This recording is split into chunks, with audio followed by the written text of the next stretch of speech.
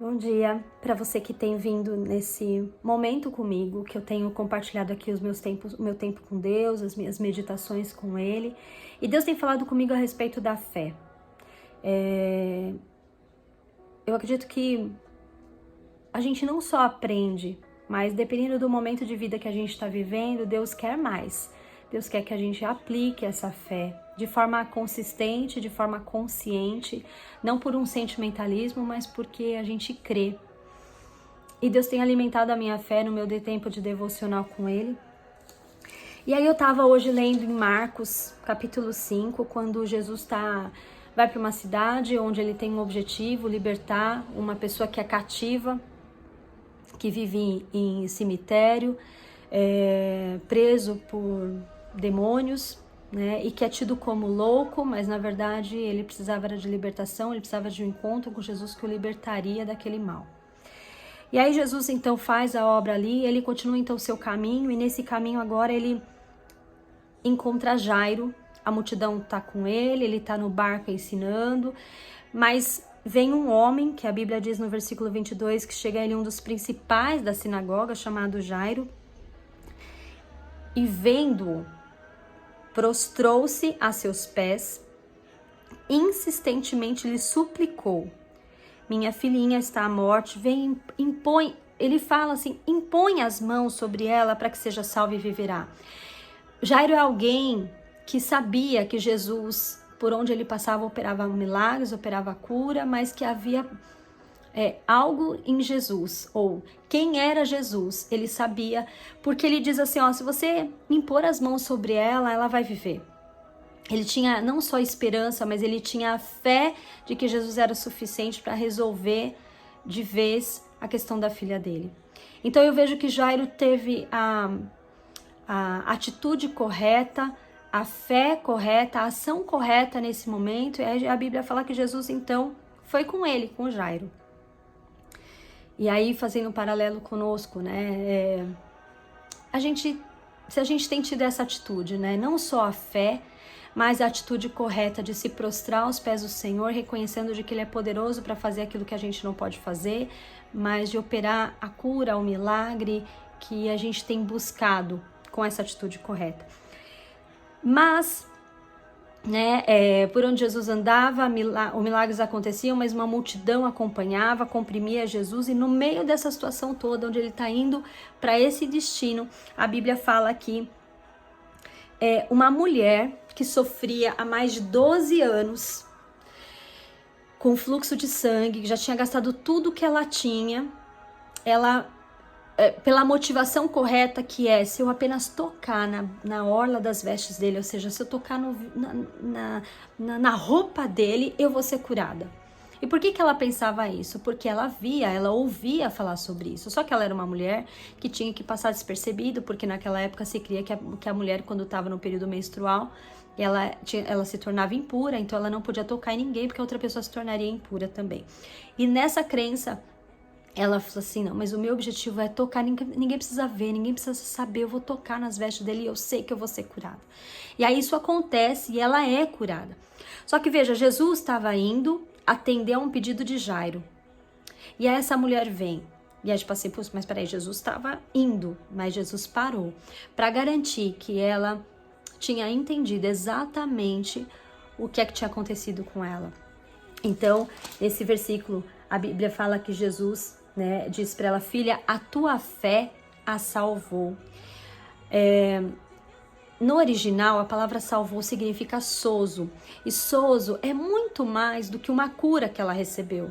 Na verdade, ela recebeu a salvação, a cura completa. Ela não só resolveu o problema dela, como ela recebeu uma vida eterna. Ela recebeu a salvação, ela recebeu a libertação. Ela recebeu muito mais do que ela pediu, do que ela esperava. E aí ele fala: vai-te em paz e fica livre do teu mal. E aí Jesus continua andando, só que ele ainda falava, na verdade ele não continuava andando, ele ainda falava com ela quando veio a má notícia. Agora se coloca no lugar de Jairo, foi o que eu fiquei pensando. Jairo estava esperando que Jesus ia chegar lá. E às vezes é assim na nossa vida, né? A gente fala: poxa, eu pedi para Jesus, um milagre, e eu sei que ele vai fazer, e a gente até idealiza, né? Ele vai lá, ele vai pôr as mãos, ele vai tocar e o milagre vai acontecer. Mas quando vem a má notícia a respeito dele, falando assim, olha, não adianta mais incomodar o mestre, a tua filha morreu. E aí a Bíblia fala, que até eu marquei aqui, né? Jesus, sem acudir, ou seja, sem dar importância, sem dar muito cartaz para aquilo que estava sendo falado, ele responde, ele fala para Jairo. E não para aqueles que vieram dar a má notícia. Ah, não venham falar isso para ele. Ah, não, ele não faz nada disso. Ele vira para Jairo, que era o que importava. E falou assim, não temas, crê somente. E aí eu fiquei pensando, né? Primeira coisa, às vezes a gente tá crendo exatamente como eu falei agora, e aí vem uma má notícia, ou você olha com seus olhos e fala, poxa, tá piorando, piorou. Não, acho que eu não tenho mais esperança nessa situação, eu não tô vendo mais saída nessa situação, eu tô olhando e parece que a coisa saiu do controle, seja o que for que você esteja vivendo, o que eu estou vivendo. A hora que eu li esse texto, falou tão assim no meu coração, mas peraí, aquilo que eu pedi lá atrás, a obra não completou, ele é poderoso para fazer, eu não posso tirar os meus olhos disso. E aí o que Jesus está falando é, olha, não tema má notícia, não tema, não importa o que estão falando, continua crendo. Continua no lugar que você estava, continua na mesma fé que você estava quando você veio falar comigo. Crê somente, somente, não tem outra coisa, somente, só isso, continua crendo. E aí a Bíblia fala, só que Jesus faz algo diferente. Jesus estava caminhando, a multidão estava acompanhando. Só que agora, ele não pegou essas pessoas que vieram dar má notícia, ele não pega todo esse povo, não. A Bíblia fala assim, que ele não permitiu. Não permitiu significa que você usa um pouco mais de força nesse sentido, né? Você garante, você não permite. E aí Jesus não permitiu que alguém o acompanhasse, a não ser quem? Pedro, Tiago e João. Ou seja, Jesus ali, ele garantiu que somente aqueles que tinham fé, aqueles que sabiam quem ele era, aqueles que sabiam que ele era poderoso para fazer algo, aqueles que estavam autorizados a andar com ele agora nesse caminho do milagre, nesse caminho de fé, nesse caminho onde ele faria a obra pela qual ele tinha se disposto quando ele saiu lá de trás em direção à casa de Jairo. E aí a Bíblia fala que chegando à casa do chefe da sinagoga, viu Jesus o alvoroço, os que choravam e os que o pranteavam muito. E ao entrar, lhes disse, por que estáis em alvoroço? A criança não está morta, mas dorme. E eles riram de Jesus. E eu quero dizer que quando eu li esse texto, muitas vezes as pessoas querem até consolar a gente. Mas quando a gente faz uma declaração de fé, ela fala, tá ficando doida, ela perdeu o juízo, ela não sabe o que tá fazendo, ela não sabe que isso daí, não tem mais jeito. Só que nós somos convidados a andar no sobrenatural, nós somos convidados a andar na contramão, nós somos convidados a andar pela fé, o justo vive pela fé. E crer da maneira como pela qual a gente começou a nossa caminhada. E o mais importante é que eu fiquei pensando no caso desse texto, é quem eu vou escolher para andar comigo. Quem eu vou escolher para andar nesse caminho de fé? Quem eu vou trazer comigo quando eu tô indo para a presença de Jesus, não só para clamar por ele, mas agora nós temos o Espírito Santo de Deus e foi delegado uma autoridade no nome de Jesus. E aí quando eu tenho que exercer essa autoridade, eu vou andar no meio dos incrédulos, eu vou andar no meio daqueles que sabem quem Jesus é e que ele é poderoso e qual é a obra que ele fez e que ele vai fazer, que ele pode fazer. Então ele diz assim, né? Por que estáis em alvoroço?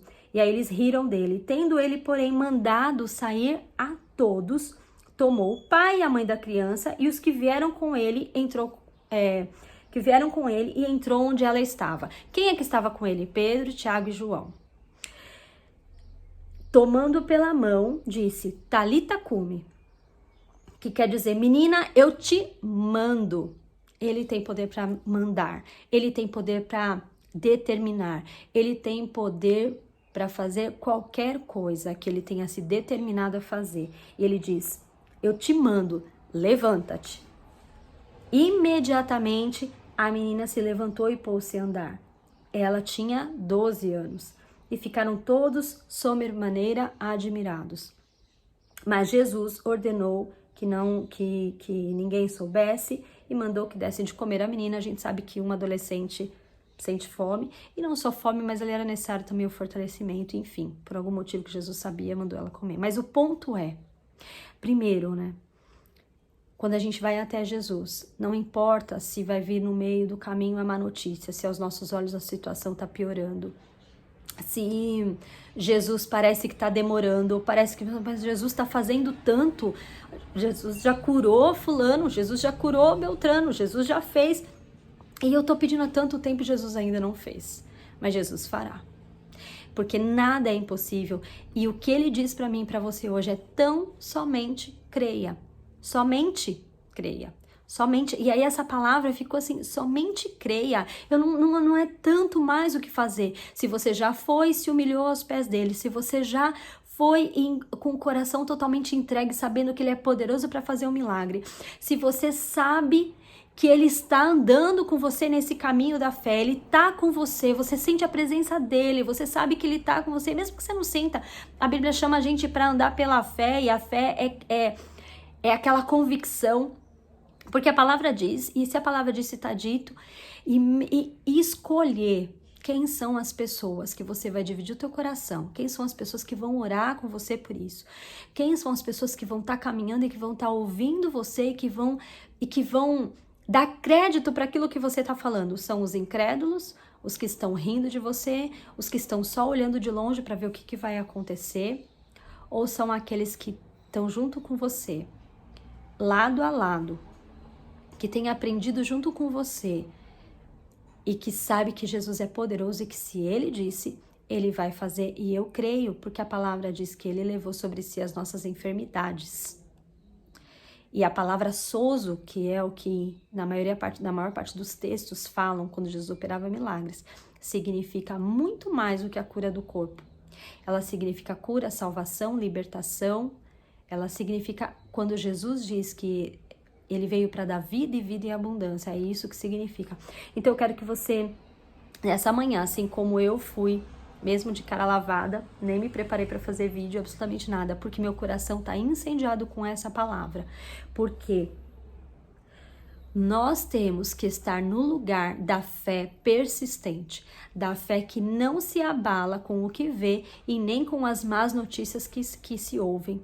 Porque o milagre, ele vem e ele não precisa do ambiente das notícias favoráveis, mas ela precisa de que você somente creia e que você tome a atitude de escolher com quem você vai andar nesse caminho em nome de Jesus, tá bom? Um beijo e até o próximo vídeo.